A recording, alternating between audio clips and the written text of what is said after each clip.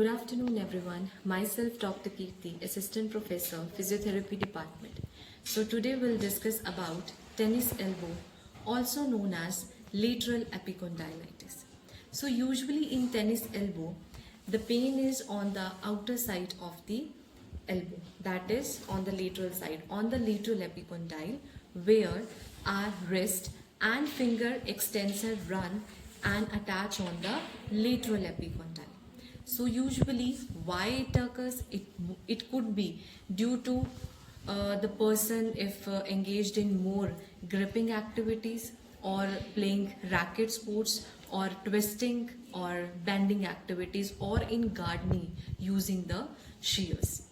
So during the acute phase, as the pain is very severe, so one can use the ice pack or TENS or therapeutic ultrasound. For this, the individual or the patient or the sports player can go to the physiotherapy clinic or to the physiotherapist for taking the therapeutic ultrasound or the TENS, as this is the electrotherapeutic intervention and the machines are not available easily to everyone.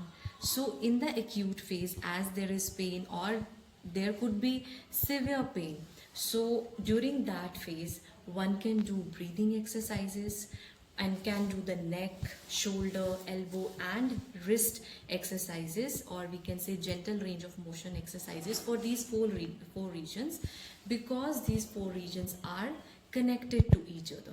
So for the neck, one can do the gentle range of motion like flexion, extension, side bending like this, and also do rotations. For the shoulder exercises, one can do the gentle shoulder range of motion like flexion, you can do this abduction, you can also do extension, this external internal range of motion, or one can also do some pendular exercises also. For the wrist, you can do elbow flexion, extension. At the wrist joint, you can do flexion, extension, normally supination, pronation, radial deviation or ulnar deviation. So as soon as the pain subsides, you can gradually progress to the resistance exercises. One can use the dumbbell also.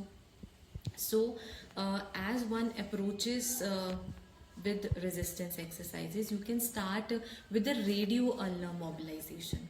So because it improves the sliding ability of the nerve. So for radio ulnar mobilization, one can do like in this way. You can do this and this. This is the radio ulnar mobilization.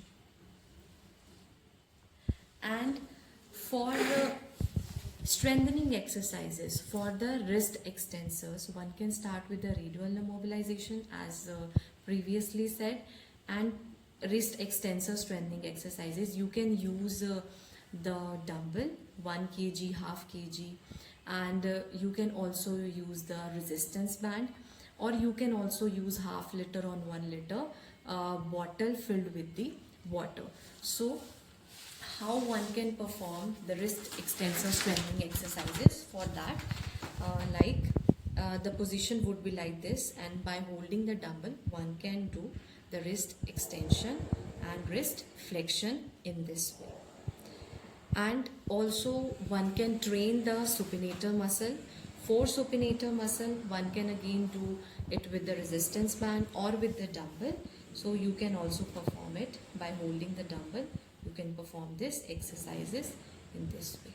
So by maintaining the forearm in neutral position, you can do the supination exercises to train the supinator muscle. But the last three exercises only to be performed when the patient is in no pain. Thank you.